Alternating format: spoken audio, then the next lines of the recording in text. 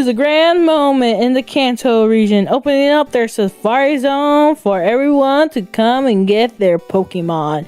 Today we'll follow Elias, or Elias, however you want to describe his name. He is a young boy trying to get himself a new partner for life. But little does he know that something dark is a brewing. This is Pokemon Aurora, a game made by Mr. Prince, and it's not your ordinary Pokemon game. Let me start this off by saying this game is in a different language that isn't English. I think it might be German. I don't know. But if I were to have it like it usually is, it's gonna be looking like that. So we're just gonna cut out the captions. Yeah. But let's continue on to the recap. Elias is traveling around the safari zone hoping to find a Pokemon that suits his needs. He first debates whether he should catch a Diglett or not, but he soon finds something better, which is none other than a Tauros. The boy is shocked and amazed that he was able to catch his favorite Pokemon on the first try. As Elias was checking everything in the safari zone, he stumbles across a house with a guy named Man and some random blonde-haired chick about to get into a fight over a certificate. Thinking that it was a master ball, she attacks him for not giving her the certificate with this weird-looking Persian. Surprised by the way this person looks, the Tauros decide to say, "No, man, this ain't it," and decides to kill it, much to Elias' chagrin. He thought it would be better if he just fainted, but he wasn't aware that the Persian would have died in just one hit. I guess this Tauros is just way too OP'd. Upon killing the nasty-looking cat, he goes and checks on the old man named Man, and he asks if he's okay. The old man says he's okay, but he could use some first aid. Reluctant to go to a doctor, Elian just checks to see if the man's alright. The man says there's no problem.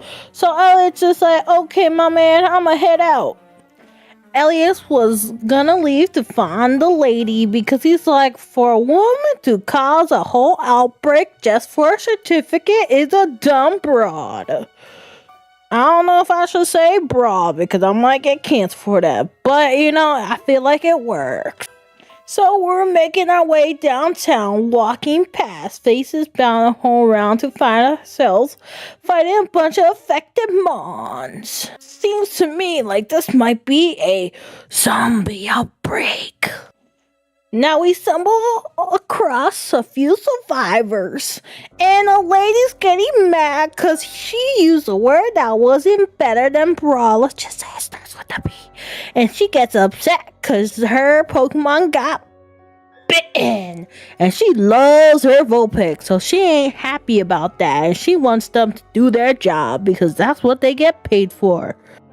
He followed the guard's information to go inside the safe house, where there's someone else who's bitten, but we pay no attention to that because we have no idea what a zombie outbreak is. We just think it's just rabies. Meanwhile, our boy Elias tells Tauros how he's so happy to have such a strong Pokemon because none of his Pokemon ever listened to him before. So this is like one of the best days of his life, only to be soured by some kind of disease-filled Persian. After waking up from his nap, a dude comes in and he is filled with some jelly jam on his face. Everyone freaked out by someone having some jam on their face, some real red jam on their face. Say, "Hey you, boy with the Tauros, since you're the only one with the Pokemon, why don't you go outside and check the perimeters?" And boy's like, "I ain't want to do that, you see what's outside." But they say, "Hey, you're the only one who has a chance of survival because you have a Pokemon, we don't." And after much to his chagrin, he's like, "Alright, fine, I'll go check out the perimeter. But my Pokemon better not die, and I better not die too. So, let's see how that goes." After checking out the area, we see all the other park rangers are dead on the ground. So we go back to the cabin and say, hey, yo, everyone's dead. And before anyone could say too much, someone who got bitten turns into an infected. And so everything goes into chaos. Even though we told people not to go by themselves or run away, they still do that, causing us to have to handle the zombie and chase after them. Even though we told everyone not to leave, they left. And look, the lady named Celine, you know, the girl with the Vulpix, she's on the floor dead because she started screaming for Vulpix in a zombie apocalypse. And you know, number one rule of the zombie apocalypse is not to scream because you attract them zombies. So she did. So we make our way to the safe house and we notice Mark ain't here. So we go outside to check if Mark is outside, and he is outside, but he's around a bunch of infected Tauros. So our Tauros decides to be the hero that he is and stay behind to save us and Mark, even though we don't care about Mark, but we stand Elias because he's the protagonist, so we gotta care about him. But Elias does not take Tauros sacrifice. He's so devastated. He loved this Tauros even though he just met it like a whole hour ago. But that was his boy. After making our way to the safe house, we talked to Mark saying, I wanted to be with my boy Tauros because he's my ride or die. And Mark's like, no, he wanted us to leave. So then Elias goes back. He goes back to find his buddy Tauros, and he finds him. Except he's half eaten, and he's still alive while they're eating him. Yeah, that's not the ending we were expecting. So yeah, he's devastated as I am too, because you don't want your Pokemon to die. And for real, I thought this was the bad ending towards the game, but no, this is the game. Our Pokemon straight up dead now. So feeling remorseful, Elias contemplates. He's like, wait, I have a Pokeball. I could have just called him back in my Pokeball. And yeah, you could have. I don't know why you didn't. But in the state of confusion and anger and so forth, he just didn't think it through. And so his friend Mark or was it Mark? I don't know. We haven't really been paying attention to names.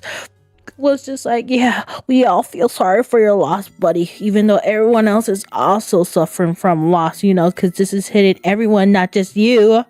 But Elias is mad because he's like, everyone's just caring about themselves. It's not even teamwork. And I should have just left y'all to die. But no, my Tauros was a hero and decided to help you. But you guys don't want to help any of us.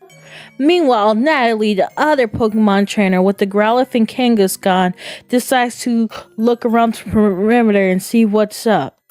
While Natalie is looking around outside, Nico decides to chat up Elias and ask, well, weren't you a Pokemon trainer? Because you have quite a few badges under your belt. And this is when Elias explains that he did have a Pokemon prior to Tauros that was a Machop named Tyler. However, this Machop did not get along with him. He didn't want to obey him. It was just getting rough.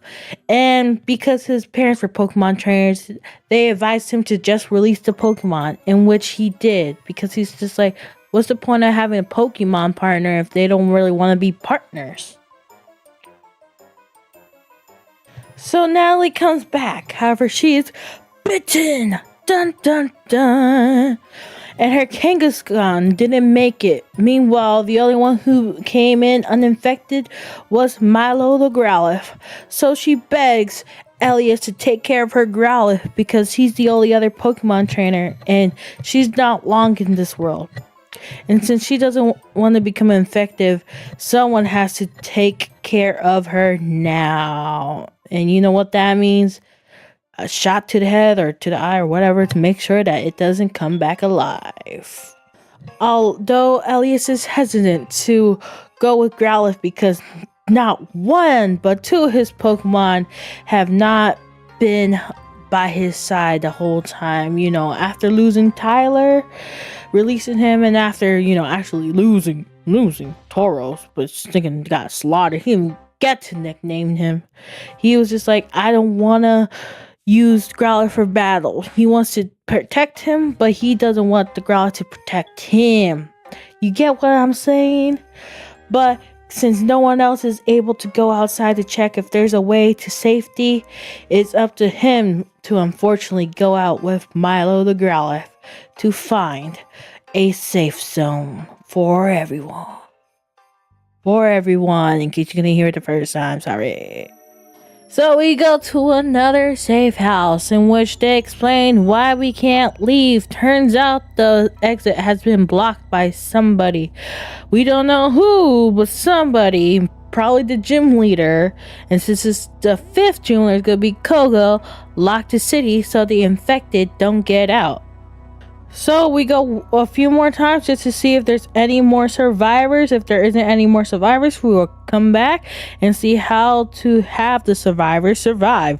Wow, how many times will I say survive in this video? I'm sorry, I'm watching back this video again. So the one person who knows how to escape just gets yeeted by an infected. Like, for a quote-unquote safe house, these infected sure got in here easily. Dang! Bro really got decapitated by a scyther. Like, what the third? Oh yeah, so yeah, there's no survivors, and the ones who were dead. So yeah, that's about it.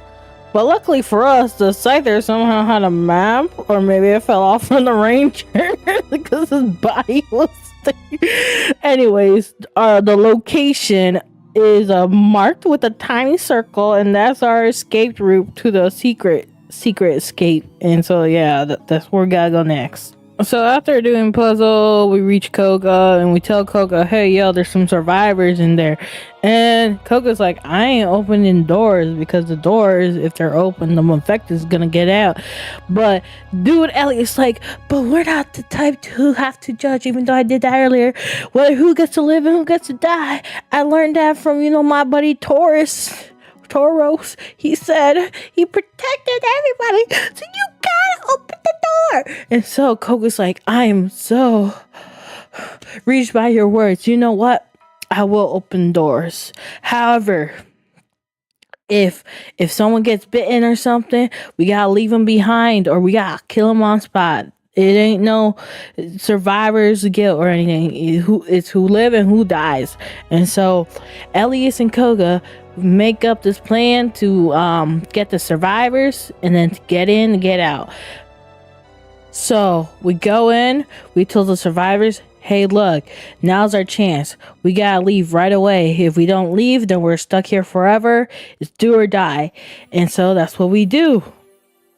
Yo, I kid you not, I had to look closely at this. I was like, when we get bit, and yo, Whitney's Milton just not haunted our childhood. She's thinking killed us. She bit our ankles or whatever.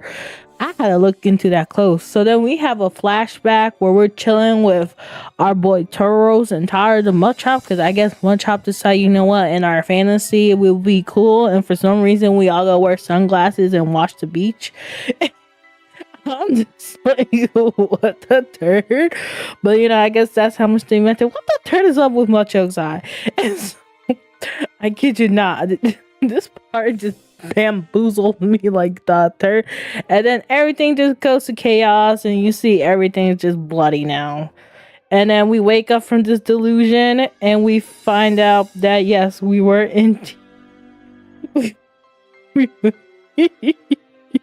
We were indeed. I'm sorry. It was just like, what the turd? It literally just happened in a blink of an eye. It just confuzzles me as to how this thing can happen, but it does.